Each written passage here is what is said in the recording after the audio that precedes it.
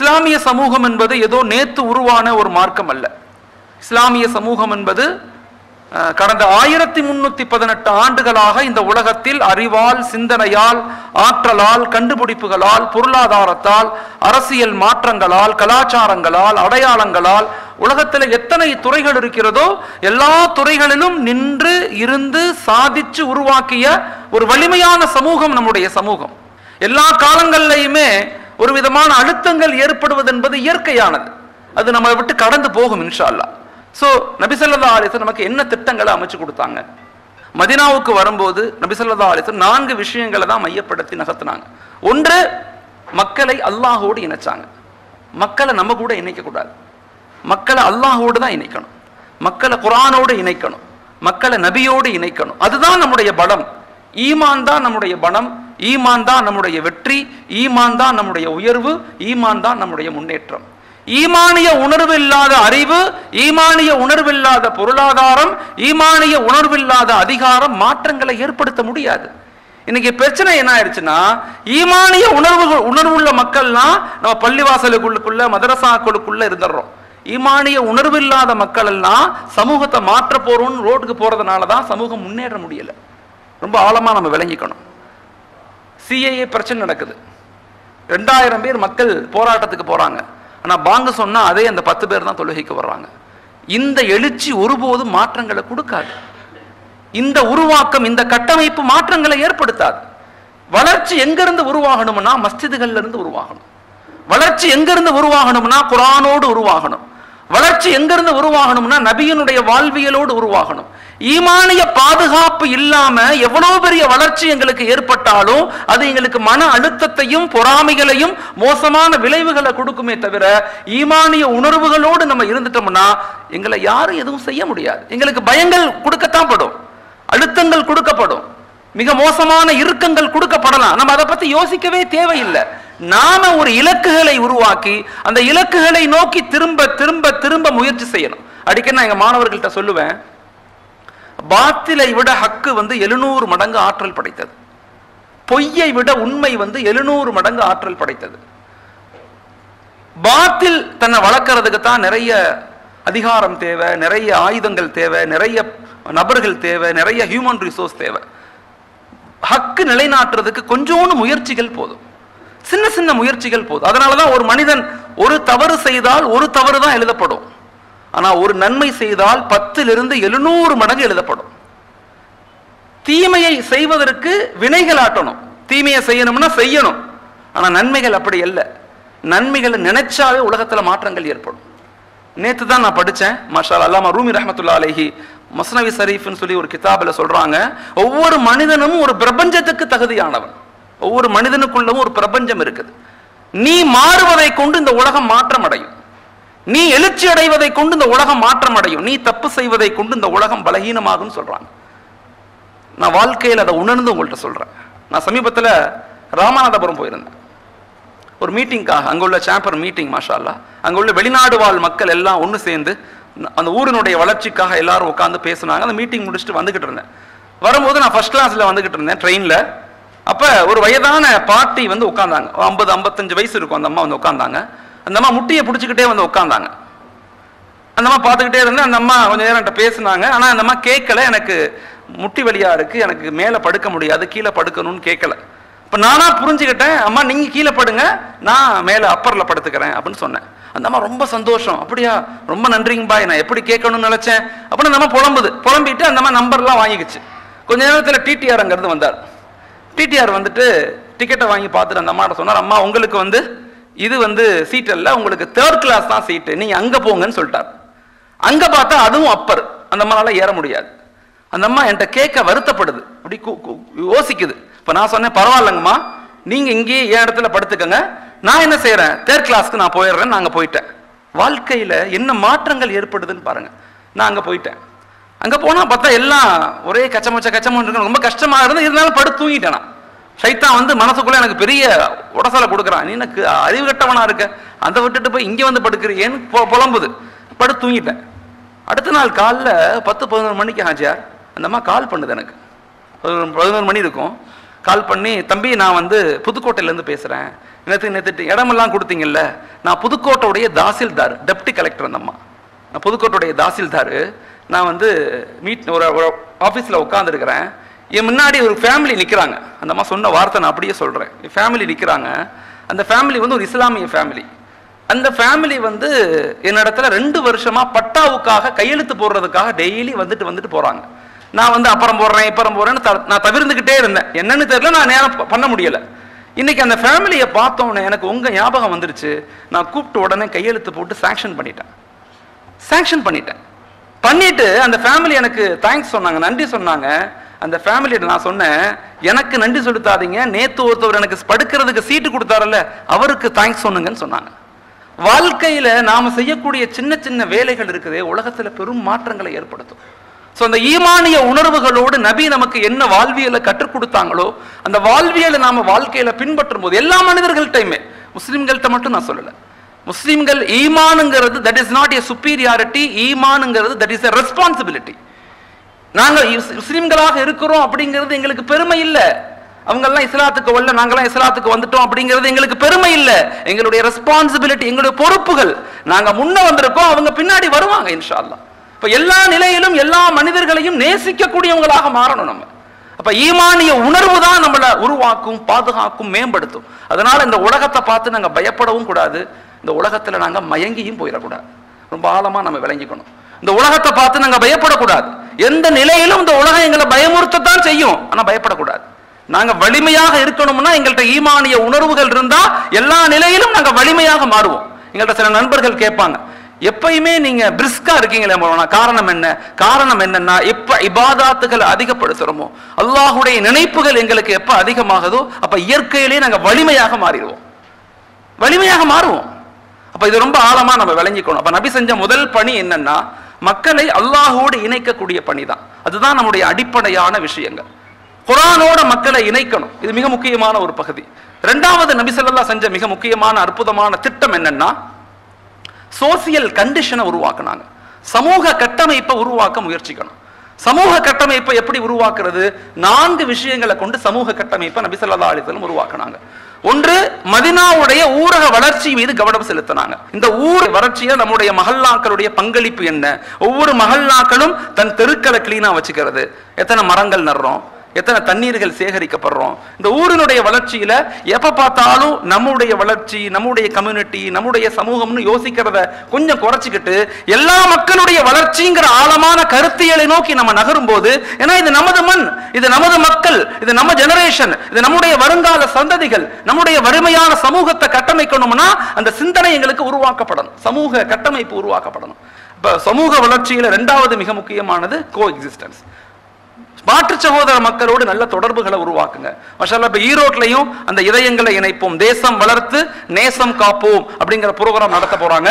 அங்க இருக்கக்கூடிய எல்லா மாற்று சகோதர மக்கள், செல்வந்தர்கள், சாமியார்கள், சர்ச்சில் உள்ள ஃபாதர்கள்லாம் அழைப்பு கொடுத்து நல்ல அழகான புரோகிராம் ஒன்று பண்ணி நல்ல மக்களை கூட்டி வந்து, நமது மண், நமது மக்கள் எல்லாரும் சேர்ந்து நம்முடைய மக்களை வலுப்படுத்தணும், நம்முடைய சிந்தனைகளை உருவாக்கணும், எல்லா நிலையிலும் நம்முடைய சமூகத்தினுடைய வளர்ச்சிக்கு நம்ம காரணமாக இருக்கணும், நம்ம எல்லாம் தொப்புள் கொடி உறவுகள் அப்படிங்கிற உணர்வுகள் அப்பப்ப நம்ம ஏற்படுத்தி கொண்டே இருக்கணும். இது காலத்தினுடைய அவசியம். நம்ம ஹக்க செய்யலன்னு சொன்னா பாத்தில் வீரியமாக மாறிடும்.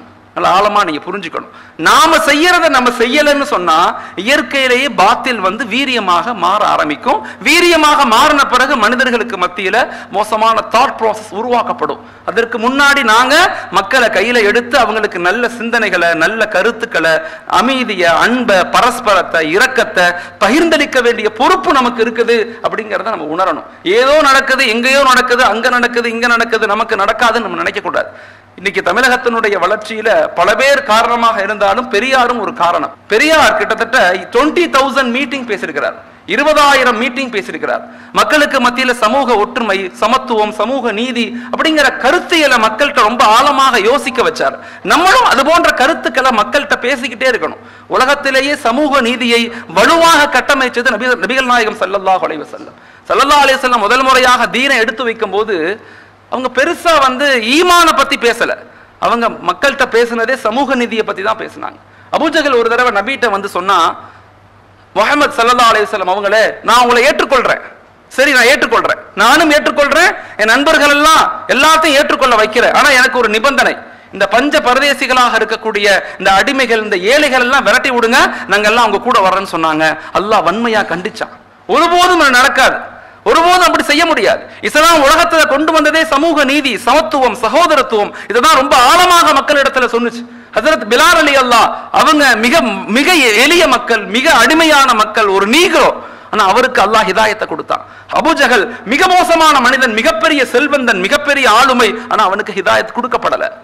காரணம், இங்க சமூக நீதியும் சமத்துவத்தையும் உலகத்துக்கு மிக ஆழமாக கொடுத்தது இஸ்லாமிய மார்க்கம். அதனால் நம்முடைய தொப்புள் கொடி உறவுகளோடு நல்ல வலிமையை உருவாக்கணும். எப்பயுமே ஒரு நல்ல ஒரு இணைப்பை உருவாக்குறதுக்கு எப்பயுமே முயற்சி செய்து கொண்டே இருங்க. ஒரு இணக்கம் உருவாகுது. மூன்றாவது CCC, cooperation and coordination committee.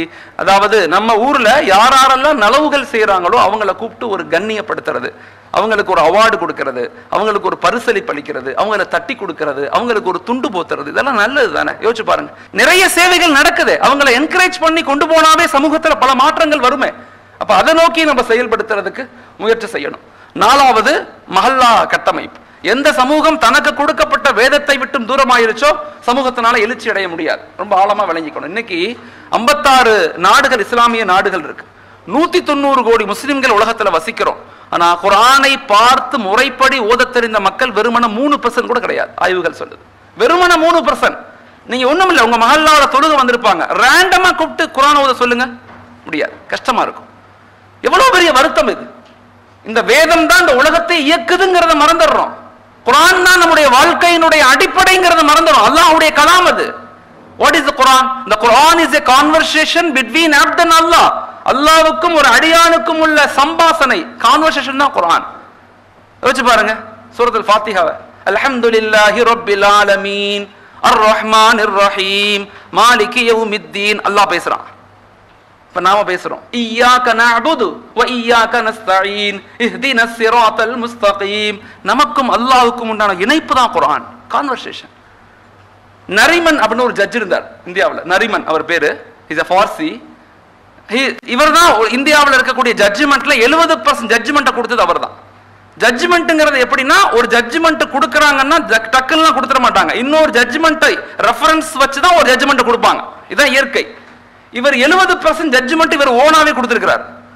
அவர்கிட்ட கேட்கப்பட்டுச்சு, பக்கத்தில் உள்ள மற்ற சீனியர் ஜூனியர் ஜட்ஜஸ் எல்லாம் கேட்டாங்க, how it's possible to give a judgment without any reference அப்படின்னு கேட்குறாங்க. எப்படி உங்களுக்கு கொடுக்க முடியுது? நான் சொல்லுவேன், நம்ப மாட்டீங்க, பரவாயில்ல சொல்லுங்க. எப்பெல்லாம் ஒரு ஜட்ஜ்மெண்ட் நான் கொடுக்கணும்னு இருக்கணும், அப்ப அன்னைக்கு நைட்டு குர்ஆனை பிரிப்பேன், அந்த ஜட்ஜ்மெண்ட்டோடைய தீர்வு அந்த பக்கத்தில் எனக்கு கிடைச்சிடும் சொல்றார். அவர் தன் புத்தகத்தில் எழுதியிருக்கார். இஸ்லாமிய சட்டவியல்ங்கிற புத்தகத்தில் அவர் எழுதியிருக்கிறார். வீரமன்தனிங்கிற எழுத்தாலும் இந்த ஆழமான கருத்தியல் எழுதுறார். அப்ப எந்த அளவுக்கு குர்ஆன் அந்த மக்கள் நேசிக்கிறாங்க, எந்த அளவுக்கு அதை அவங்க பயன்படுத்துறாங்க. நம்ம குர்ஆனை பார்த்து கூட ஓத தெரியாட்டி எவ்வளவு பெரிய வருத்தம். தயவு செய்து மஹல்லாக்கள் ஒரு இலக்குகளை உருவாக்குங்க. If you give Quran, Quran will give all. ஒரு சமுதாயத்துக்கு குர்ஆனை கற்றுக் கொடுங்கள், குர்ஆன் அனைத்தையும் கற்றுக் கொடுக்கும்.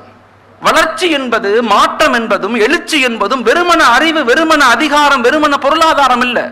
புஜபலமும் புத்தி பலமும் மட்டும் போதாது. இந்த உலகத்தை வெல்றதுக்கு ஆன்மீக பலம் வேணும். புஜபலமும் புத்தி பலமும் மட்டும் போதாது, ஆன்மீக பலம் வேணும். அது இருந்தாதான் இந்த உலகத்தில் உள்ள எல்லா பிரச்சனைகளையும் எதிர்த்து நிற்கக்கூடிய ஆற்றலும் அறிவும் ஆளுமையும் எங்க இருக்குன்னா அது ஈமான்ல தான் இருக்கு. குர்ஆனோட இணைங்க மக்களை. நபியினுடைய வாழ்வியலை மக்கள்கிட்ட கொண்டு போய் சேர்த்துருங்க. முன்னோர்களுடைய தியாகங்களை மக்கள்கிட்ட கொண்டு போய் சேர்த்துருங்க. அதை பத்தி பேசுங்க, அதை பத்தி யோசிங்க, அதை பத்தி டிஸ்கஷன் பண்ணுங்க. குர்ஆனுக்குன்னு 6 கடமைகள் இருக்கு. குர்ஆனுடைய 6 கடமைகள்: பிலீவ் இட், நம்பணும்; ரீட் இட், படிக்கணும்; அண்டர்ஸ்டாண்ட் இட், விளங்கணும்; பாண்டர் இட், அதை ஆய்வு செய்யணும்; பிராக்டிஸ் இட், அதை அமல் செய்யணும்; ஸ்ப்ரெட் இட், மக்கள்கிட்ட கொண்டு போய் சேர்க்கணும். இது குர்ஆனுடைய கடமைகள். மறுமையில எல்லாரும் நம்மளை விட்டு போகும்போது நம்முடைய குர்ஆன் பக்கத்துல இருக்குமா? நம்ம அழுகும் போது சொல்லுமா, நீ அழுகாத, நான் இருக்கிறேன் உன் கூட, என்ன நீ உலகத்துல பாதுகாத்ததை போல நான் உன்னை பாதுகாக்கிறேன்னு சொல்லும். அந்த ஒளி நம்ம கூடயே வருமா? இமாம்கள் சொல்றாங்க, கபருல இருந்து சுவர்க்கத்துக்கு நீங்க நுழைய வரைக்கும் உங்களை விட்டு அகலவே அகலாது. ஏன்னா அது அல்லாஹ்வுடைய கலாம், அல்லாஹ்வுடைய வார்த்தை. அது மக்களை குர்ஆனோட இணைங்க. இன்னைக்கு சமூகத்தினுடைய பிரச்சனையை ஈமானிய பற்றாக்குறைன்னு முதல்ல விளங்குங்க. வீடுகள்ல பிரச்சனை, மனைவி மக்களுக்கு பிரச்சனை, அத்தா அம்மாவுக்கு பிரச்சனை, கணவன் மனைவிக்கு பிரச்சனை, அண்ணன் தம்பிக்குள்ள பிரச்சனை. காரணம் ஈமானிய பலகீனம். விட்டு கொடுத்தல் இல்ல, அன்பு இல்ல, பரஸ்பரம் இல்ல, நபியினுடைய வாழ்வியல் இல்ல, குர்ஆனுடைய வாழ்க்கை இல்ல, பிரச்சனைகள், சண்டைகள், குழப்பங்கள் வந்து கொண்டே இருக்குது. இன்னைக்கு உளவியல் சொல்லுது, உளவியல் அடுத்த 10 வருஷத்துல உலகத்துல வரக்கூடிய மிக முக்கியமான ஒரு நோய் இருக்குது, மென்டல் ஹெல்த் டிசார்டர். அதுக்கு பேர், அதாவது மென்டல் ஹெல்த் டிசார்டர்னா என்ன சொல்றதுன்னா, மனநல பாதிப்பு தான் உலகத்திலேயே மிக மோசமான நோய். அடுத்த 90% மக்களுக்கு அதான் வரப்போகுதுங்கிறாங்க. உளவியல் ரீதியா சொல்லுது, எப்ப இறைவனுடைய இணைப்பு ஏற்படுதோ, இமாம்கள் நமக்கு சொல்லிக் கொடுக்குறாங்க, அல்லாஹுடைய தொடர்பு ஏற்படுதோ, மனிதன் மிக சந்தோஷமாக மாறுறான். அதனால தயவு செய்து குர்ஆனை மக்களோட இணைக்க முயற்சி செய்யுங்க. இது ஒரு மஹல்லாவுடைய முதல் இலக்காக இருக்குது. இரண்டாவது, வறுமை ஒழிப்பு. உங்க மஹல்லாவில் எத்தனை பர்சன்ட் மக்கள் வறுமைக்கு கீழே இருக்கிறாங்க அப்படிங்கிறத கணக்கெடுத்துக் கொள்ளுங்க தயவு செய்து. இன்னைக்கு மொத்த இந்தியாவில் 100 முஸ்லிம்கள்ல 36 முஸ்லிம்கள் வறுமை கோட்டுக்கு கீழே இருக்கிறாங்க. 36% மக்கள் வறுமை கோட்டுக்கு கீழே இருக்கிறாங்க.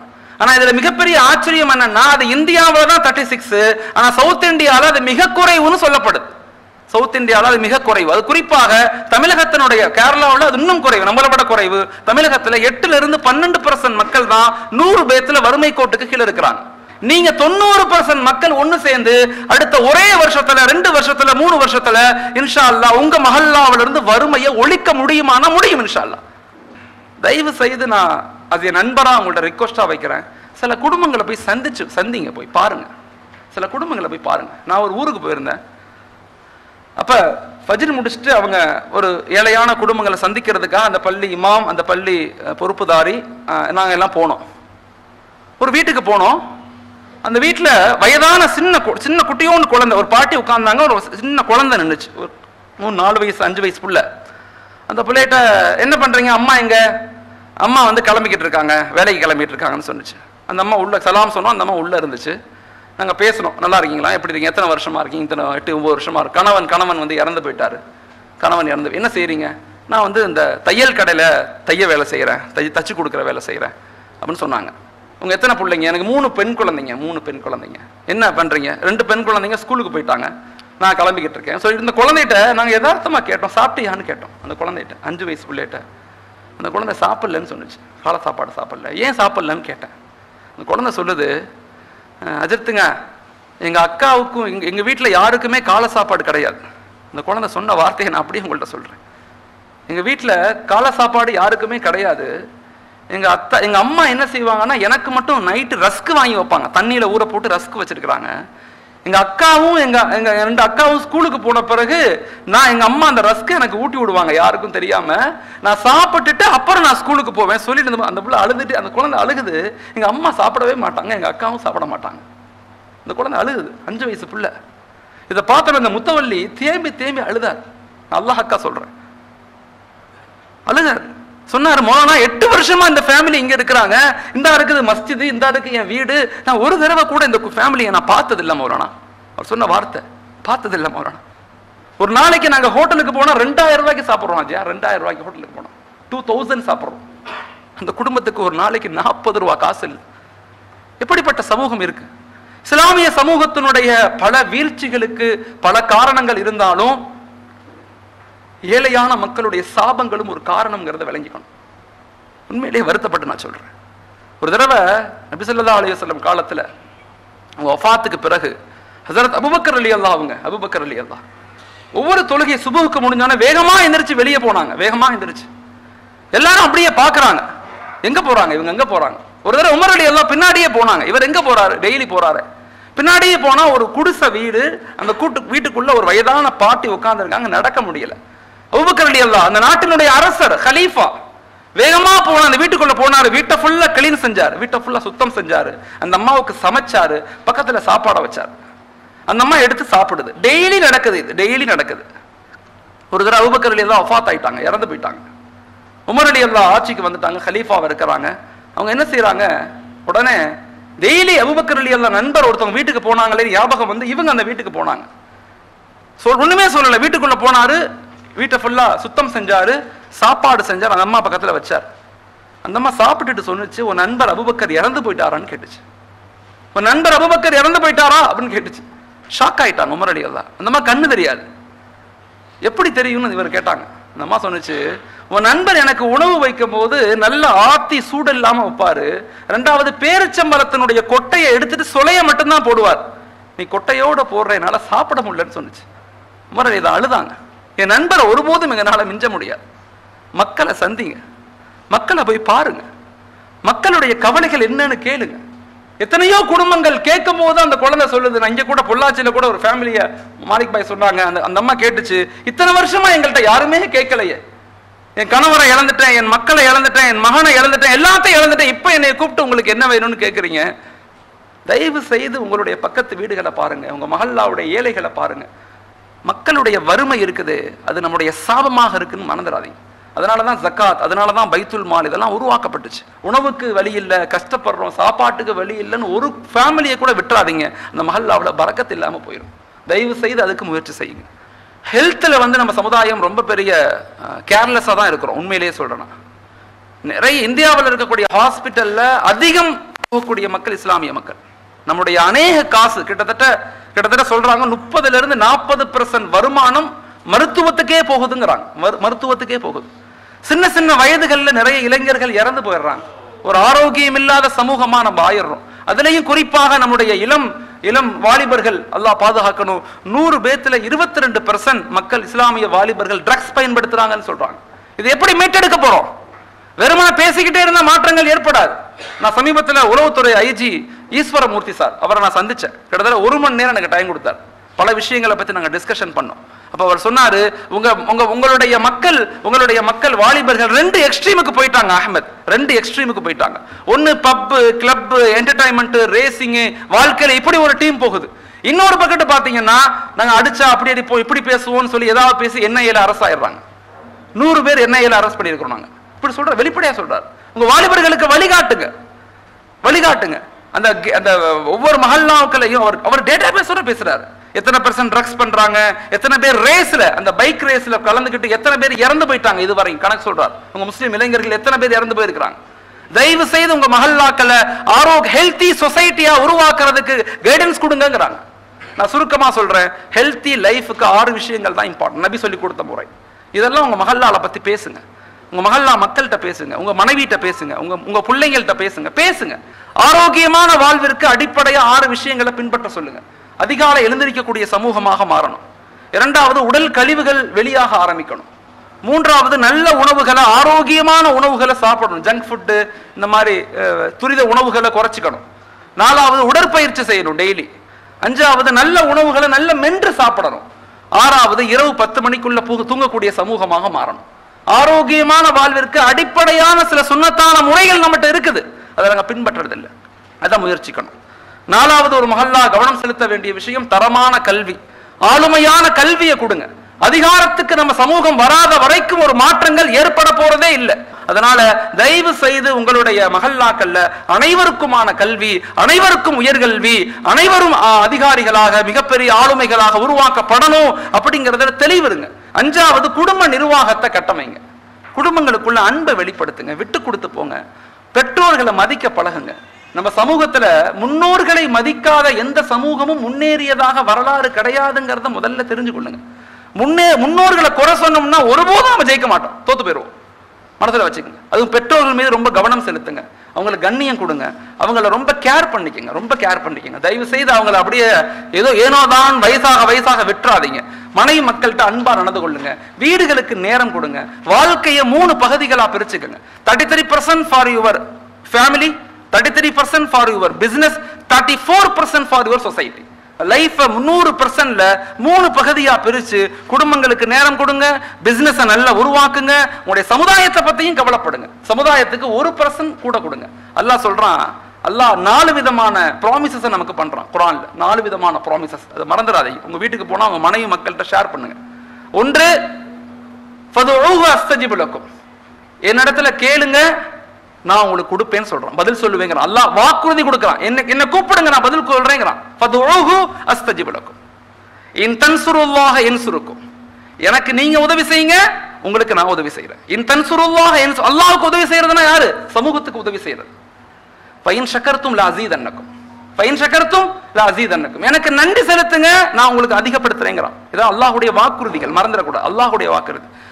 அல்லாஹ் ஒருபோதும் தன் வாக்குறுதியை மீற மாட்டான், ஒருபோதும் மீற மாட்டான். இன் தன்சுரு அல்லாஹ் சொல்றான் கடைசியில, இன் ஷக்கர்தும் லஅஸீதன்னக்கும். நாலாவதா சொல்றான் ஃபதுக்குருனி அதுக்குருக்கும். நீங்க என்ன நினைங்க நான் உங்களை நினைக்கிறேங்கிறான். நீங்க என்ன நினைங்க நான் உங்களை நினைக்கிறேங்கிறான். எவ்வளவு பெரிய வாக்குறுதி யோசிச்சு பாருங்க. நம்முடைய குடும்பங்களுக்கு ஷேர் செய்யணும். நாங்க சொர்க்கத்துக்கு போகும்போது என் மனைவியும் என் மக்களையும் கூட்டிக் கொண்டு சொர்க்கத்துக்கு போகணும், விட்டுறக்கூடாது. என் மனைவியும் மக்களையும் கூட்டிக் கொண்டு சொர்க்கத்துக்கு போகணும்.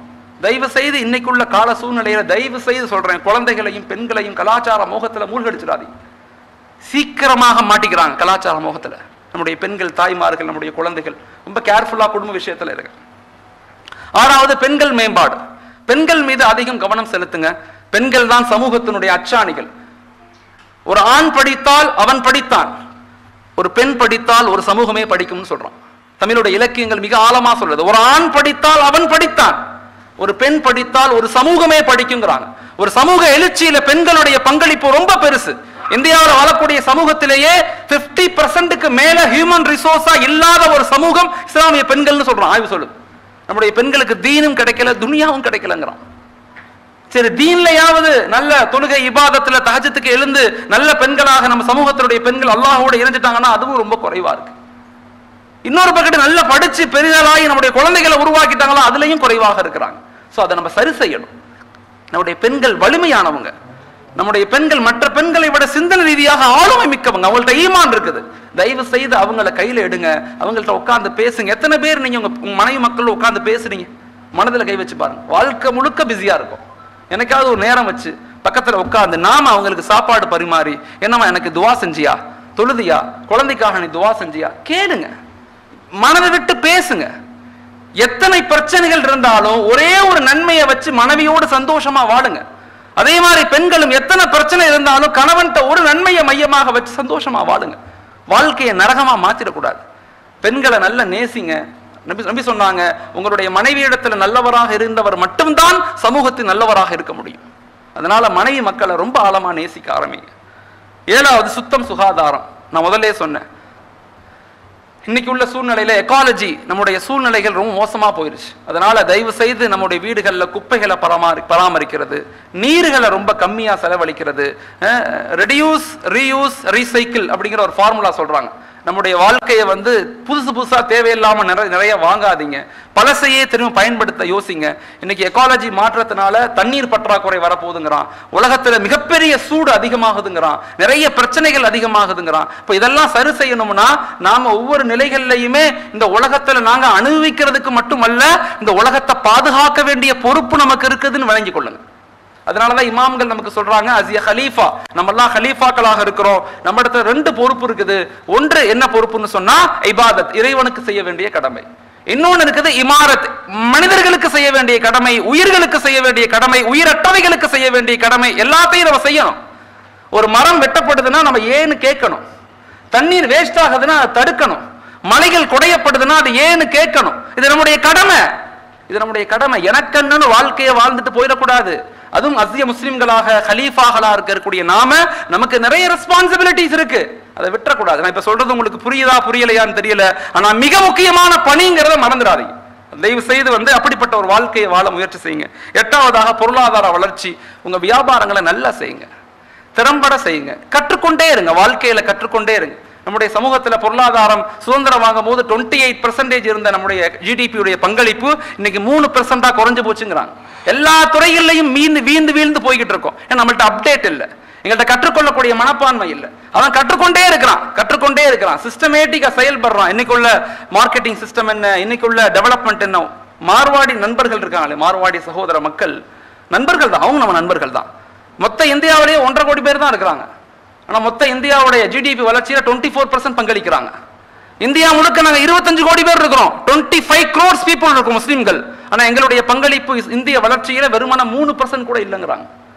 வலுவாக மாறணும். we are not liability of India. இந்தியாவுடைய சுமைகள் கிடையாது, நாம இந்தியாவுடைய சொத்துக்கள், we are the asset of India. அதை நாங்க நிரூபிக்கணும்.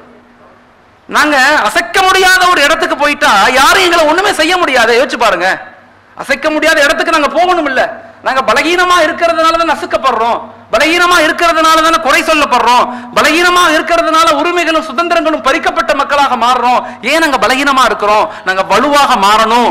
அதனால ரியாக்ஷன் பண்றதை விட அது சரியில்லை, இது சரியில்லை, அவங்க திட்டம் போட்டுட்டாங்க, அவங்க சூழ்ச்சி பண்றாங்க, அவங்க செய்யதான் செய்வாங்க. நாம என்ன செஞ்சோம்? அதான் இங்க கேள்வி. நாம என்ன செஞ்சோம்? நாம நம்முடைய சமூகத்தை மீட்டெடுக்கணும். நம்ம இளைஞர்களை கூப்பிட்டு பேசணும். ஒவ்வொரு மஹல்லாக்களையும் இளைஞர்களுக்கான வகுப்புகளை நடத்துங்க. நான் தொடர்ந்து இதுவரையும் கிட்டத்தட்ட ஒரு 40,000க்கும் மேற்பட்ட இஸ்லாமிய இளைஞர்கள்ட்ட பேசிக்கிட்டே வர்றோம். தமிழகம் முழுக்க பேசிக்கிட்டே வர்றோம். எல்லா இளைஞர்களுக்கும் சரியான ஒரு உணர்ச்சி வந்துருச்சு, உணர்வு வந்துருச்சு. ஆனா அவங்கள சரியான ஆக்கப்பூர்வமான வளர்ச்சியில ஏற்படுத்தணும். உணர்ச்சி வசப்பட்டு கத்தி போராட்டம் பண்ணி எங்கேயாவது மாட்டிக்க கூடாது. அவங்கள முழுக்க முழுக்க இந்தியாவுடைய வளர்ச்சியில, அறிவு சார்ந்த வளர்ச்சியில, பொருளாதாரம் சார்ந்த வளர்ச்சியில, அதிகாரம் சார்ந்த வளர்ச்சியில பயிற்சி கொடுத்து அவங்கள ஃபிட் பண்ணணும். இன்றைய காலம் இருக்குது, அடுத்த 10 வருஷமோ 20 வருஷமோ நம்ம அமைதியாக இருக்க வேண்டிய காலம். உணர்ச்சி வசப்படக்கூடாது. உணர்ச்சி வசப்பட்டு எந்த புண்ணியமும் இல்லை. நாங்க இன்னைக்கு அறிவு வசப்படணும். யார்கிட்ட உணர்ச்சி வசப்படணும்னா அல்லாட்ட தான் உணர்ச்சி வசப்படணும். அல்லாட்ட உணர்வு ரீதியா இறங்கணும், மனிதர்கள்ட்ட அறிவு ரீதியா இறங்கணும். ரொம்ப ஆழமா இதை புரிஞ்சுக்கணும். நீங்க நேர் மாற்றமா அல்லாட்ட அறிவுபூர்வமா போயிட்டோம், அது கூடுமா கூடாதா, இது கூடுமா கூடாதா, இப்படியே வாழ்க்கை முழுக்க சண்டை போட்டுக்கிட்டே இருக்கிறோம். இங்கிட்டு அங்க போய் உணர்வு ரீதியா கத்துறோம். கத்தும் போது என்ன செய்ய உள்ள வச்சிடறோம், ரொம்ப பேசுற நீங்க போயிடுறோம். அல்லாட்ட உணர்வு ரீதியா மாறணும். சமூகத்திட்ட அறிவு ரீதியா போகணும், அமைதியா இருக்கணும். இன்னைக்கு உள்ள நிலையே அவங்க எதிர்பார்க்கறது நம்ம அமைதியா இருக்கணும், எதையுமே பேசக்கூடாது. அரசியல், அக்கீதா, நான் எப்பவுமே எங்க மக்கள்கிட்ட அடிக்கடி சொல்லுவேன், டீம் மெம்பர்ஸ்கிட்ட 3 விஷயங்களை வாழ்க்கையில பேசாதீங்க. ஒன்று அக்காயித் பேசாதீங்க, மசாயில் அது உலமாக்கள் பேசுவாங்க, அவங்க படிச்சிருக்கிறாங்க, அவங்க பேசுவாங்க. நம்ம கூடும் கூடாதுன்னு பேசுறதுக்கு நமக்கு உரிமை கிடையாது. பேசிக்கிட்டு தான் கடந்த 300 வருஷமா கீழே போயிட்டோம். அதை பேசக்கூடாது, அதை பேசவே வேணாம். ரெண்டாவது அரசியல் பேசக்கூடாது, சோ கால்டு பாலிடிக்ஸ் பேசக்கூடாது. சோ கால்டு அது இந்த கட்சி அந்த கட்சி இந்த கட்சியெல்லாம் பேசக்கூடாது. மூணாவது முன்னோர்களை குறை சொல்லக்கூடாது. அவங்க சரியில்லைமா முன்னாடி பண்ணவங்க அப்படி சொல்லவே கூடாது. அவங்க காலத்துல அவங்க சிறப்பா செஞ்சுட்டாங்க, இது நம்ம காலம், நம்ம சிறப்பா செய்யணும். நம்ம வளர்ச்சியை பத்தி தான் பேசணும். வளர்ச்சி, மேம்பாடு, உருவாக்கம், டெவலப்மெண்ட், இப்படித்தான் பேசணுமே தவிர அது சரியில்லை, இது சரியில்லை, அவங்க சரியில்லை இப்படிங்கிற வார்த்தையே நாங்க வாயிலிருந்து வரக்கூடாது. நெகட்டிவாவே பேசாதீங்க, பாசிட்டிவா பேசுங்க. உளவியல்ல பெசிமிசம், ஆப்டிமிசம்னு 2 கருத்து இருக்குது. பெசிமிசம், ஆப்டிமிசம், இது ஒரு பெரிய பாடம். உளவியல் ரீதியா பெரிய உதாரணம் சொல்லணும்னா, உலகத்துல மொத்தமே 2 மைண்ட் செட் தான், 2 மைண்ட் செட். ஒன்னு சோசியல் மைண்ட் செட், இன்னொன்னு capturing mind set. Capturing mind செட்னா அடுத்தவங்களை குறை கண்டுபிடிக்கிறது, நம்மள சுப்பீரியமா நினைக்கிறது, நாங்க சிறந்தவங்கன்னு அவங்களனாலே நினைச்சுக்கிறது. இது ஒரு மைண்ட் செட் பீப்பிள் இருப்பாங்க. இன்னொரு மக்கள் இருப்பாங்க, அவங்க சோசியல் மைண்ட் செட். பரவாயில்ல விடுங்க போனா நம்ம பண்ணிக்கலாம், நான் முயற்சி செய்யறேன், நான் காசு கொடுக்குறேன், நான் இப்படி சில பேர் இருப்பாங்க. இந்த சோசியல் மைண்ட் செட்டுடைய மக்களை கொண்டுதான் உலகம் இயங்குது. கேப்சரிங் மைண்ட் செட்டுடைய மக்கள் இருந்தாங்கன்னா தயவு செய்து அவங்க நெகட்டிவ் தாட்ஸ் பீப்புளை கொஞ்சம் உட்கார்ந்து பேசி சரி செய்யறதுக்கு முயற்சி செய்யுங்க. அவங்கள ஒதுக்கிறாதீங்க, குறை சொல்லாதீங்க. ஸோ எல்லா நிலையிலும் பொருளாதாரத்துல ஒரு வலுவுடைய மக்களாக மாத்திக்க முயற்சி செய்யுங்க. 9வது சமூக கட்டமைப்பு. 9வது சமூக கட்டமைப்பு. நம்முடைய தொப்புள் கொடி உறவுகளோடு நல்ல இணக்கத்தை ஏற்படுத்துங்க, நல்ல சிந்தனைகளை பகிருங்க, அவங்கள கண்ணியப்படுத்துங்க, அவங்களுக்கு தேவையான சில உதவிகள் செய்யுங்க. மஸ்ஜிதுகள்ல இருந்து சில உணவுகளை கொடுங்க, கல்வி உதவிகள் செய்யுங்க. இறுதியாக 10வது நாட்டுப்பற்று.